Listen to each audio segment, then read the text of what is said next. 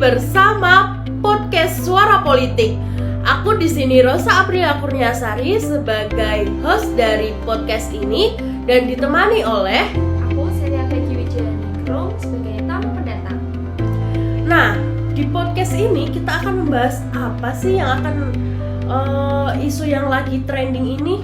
Oke, di sini jadi kita akan membahas tentang gagal pengiriman rokok ilegal sebesar lebih dari 1 miliar yang terjadi pada 13 Maret 2020. Wah, Celia Peggy ini asli dari Semarang ya? Iya dong. Wah, tentunya menarik banget guys. Langsung dari asli orang Semarang. Iya. Oke, tonton terus guys podcast Suara Politik. Nah, Sel, kamu kan asli Semarang nih, yang tahu tentang kronologi kejadian ini. Aku tuh sempat baca tentang isu ini, tapi tuh kayak tiap satunya lagi itu pasti kayak simpang siur berbeda. Nah, aku pengen tahu dong kayak dari POV kamu, dari kronologi sebenarnya itu kayak apa? Aku ya, kejadian itu bermula dari informasi dari tim Direktorat Jenderal Bea dan Cukai.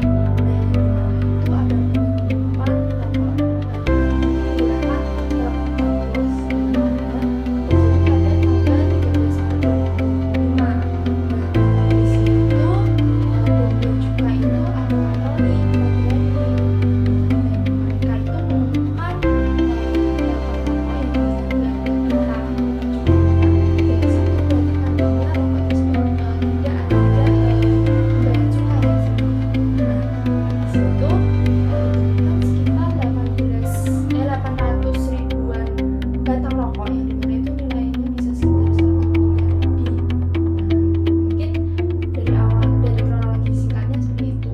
menemukan Berarti itu mobil box yang melintas, tapi kebetulan ada patroli yang sedang di jalan tersebut yang dilintasi mereka.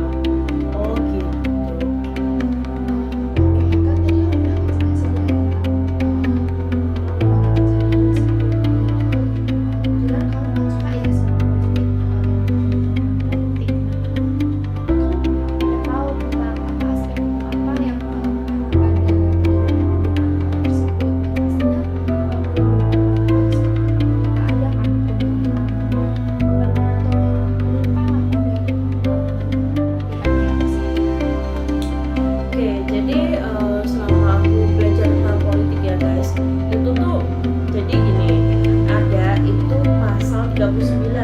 Tahun 2027 itu undang-undang pasal 39 tahun 2007 itu nyebutin siapapun itu yang mengedarkan, menyebarkan, menjual itu barang yang enggak dikasih label dari cukai ya yang disebutin tadi itu bakal kena sanksi. Dan setahu aku itu sanksinya bisa 5 tahun penjara, bahkan 10 kali lipat dari harga asli ya. Kalau kamu tadi kan nyebutin 1 miliar lebih ya, berarti itu bisa kena 10 kali lipatnya. Nah, iya itu juga ya. Iya, itu selama aku baca sih gitu, tapi kalau ada yang terbaru kurang tahu sih.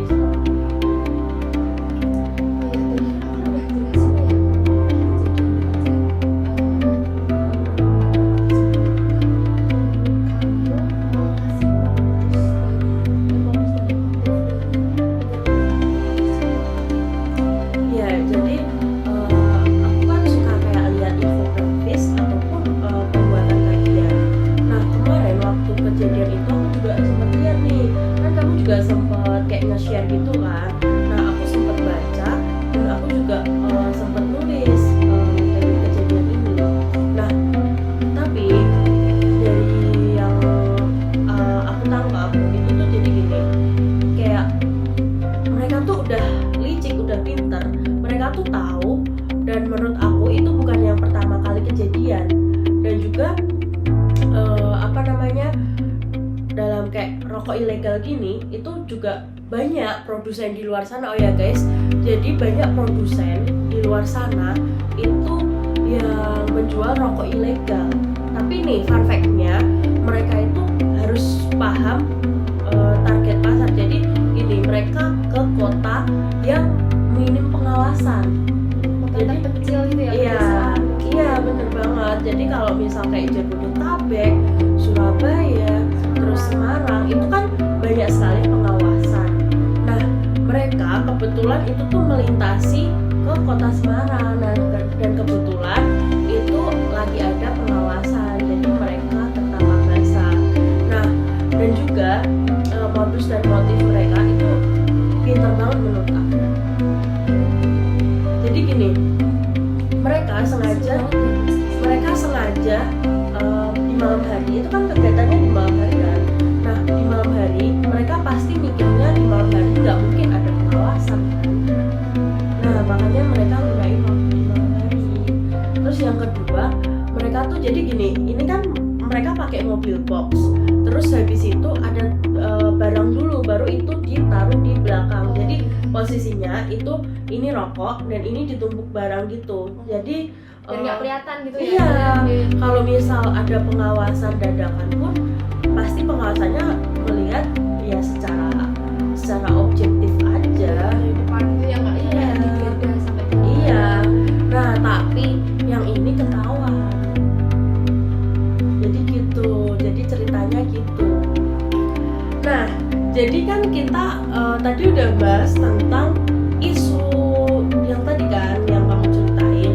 Nah, di isu itu nambah sih kayak dari pemerintah itu kayak harus memberantas itu loh. Apa ada kaitannya dengan pajak ataupun yang mempengaruhi lah tentang perekonomian di negara kita ini atau gimana?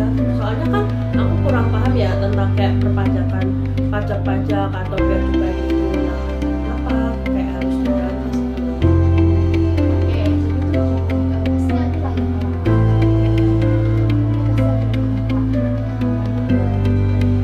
dampak sosialnya terhadap negara tersebut atau orang-orang yang ada di negara tersebut. Mungkin aku bakal jelasin dulu nih tentang dampak ekonomi terhadap negara, tentang penyelundupan tersebut. Nah, dari dampak ekonominya tersebut, nah, cukai rokok ini tuh merupakan sumber pemasukan terbesar yang ada di Indonesia. Nah, dimana jika terjadi penyelundupan rokok tersebut, nah itu pasti Indonesia bakal kekurangan pemasukan untuk biaya pendidikan, biaya kesehatan, biaya infrastruktur, dan juga biaya-biaya lainnya yang guna untuk memperbaiki kualitas negara Indonesia.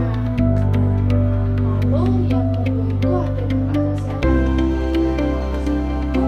Dari penyelundupan rokok itu tersebut pasti kan berarti tidak diperiksa ya orang ini hasil bea cukai itu pastinya juga mungkin tidak BPOM, terus kualitasnya juga rendah, terus pastinya itu juga akan mempengaruhi pemberian yang akan diberikan rokok tersebut, bisa mempengaruhi kesehatannya dan juga Berarti dari isu ini itu tuh kayak berpengaruh banget ya buat negara. Kayak berarti selama ini pendapatan dari rokok itu berarti sangat menguntungkan negara dong. iya gede banget pastinya dampaknya buat Indonesia, karena sebagian besar negara Indonesia itu banyak yang mengkonsumsi rokok dan pastinya juga ya itu Berarti sumber sumber pemasukan. besar di Indonesia. Udah baru tahu sih. Oke, kita udah bahas nih kejadian, terus kejadian tersebut, terus dampak sosial dan dampak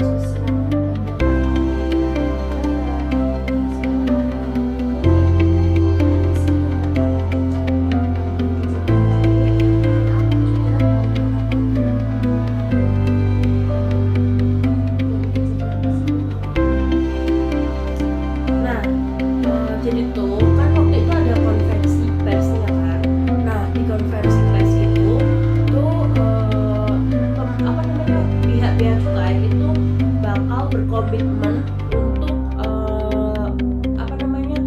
menegaskan dan juga memperketat pengawasan sistem bea cukai ini, pungutan sistem bea cukai. Nah itu juga setahu aku tuh negara kita ini tuh lagi bekerja sama juga dengan penegak hukum. Nah tapi kemarin kan sempat baca nggak sih kayak negara juga lagi nerapin pita cukai digital. Nah harapan aku dengan pemerintah mengeluarkan ini atau bea cukai mengeluarkan ini itu dapat mengurangi kegiatan ilegal seperti ini. Jadi kayak dengan ada ini itu kita semakin lebih baik, bukan kayak semakin buruk. Kan kalau kita digital kayak kita ketahui lah itu bisa dihack, bisa disalahgunakan. Nah tapi harapan besar aku dengan adanya pita cukai digital itu dapat membuat sistem pungutan bea cukai ini lebih baik lagi ke depannya. Jadi nggak ada lagi kejadian ilegal seperti ini. Itu sih harapan yang utama, dan juga ya pasti pengawasan dari negara kita itu di kota terpencil, kota terbesar sekalipun itu harus lebih ketat semua. Jadi nggak ada celah untuk mereka dapat berkutik ataupun mencari ide untuk penyelundupan gitu. Oke, jadi kita bisa ambil pelajaran nih dari isu yang tadi sudah kita bahas, bahwa sebuah peristiwa yang menegaskan bahwa kesadaran penegakan hukum dan juga kesadaran kolektif itu masih menjadi kunci utama bagi ekonomi dan masyarakat di Indonesia yang dari bahaya praktik ilegal. Oke, cukup sih, makasih loh udah ngasih informasi banyak tentang kronologi kejadian ini. Mungkin itu aja. Aku Rosa Aprilia Kurniasari sebagai host dan saya Celia Peggy Wijianingrum sebagai tamu pendatang. Kami mengucapkan terima kasih sebesar-besarnya karena kalian telah mendengarkan podcast Suara Politik. Salam Sobat Pemikir.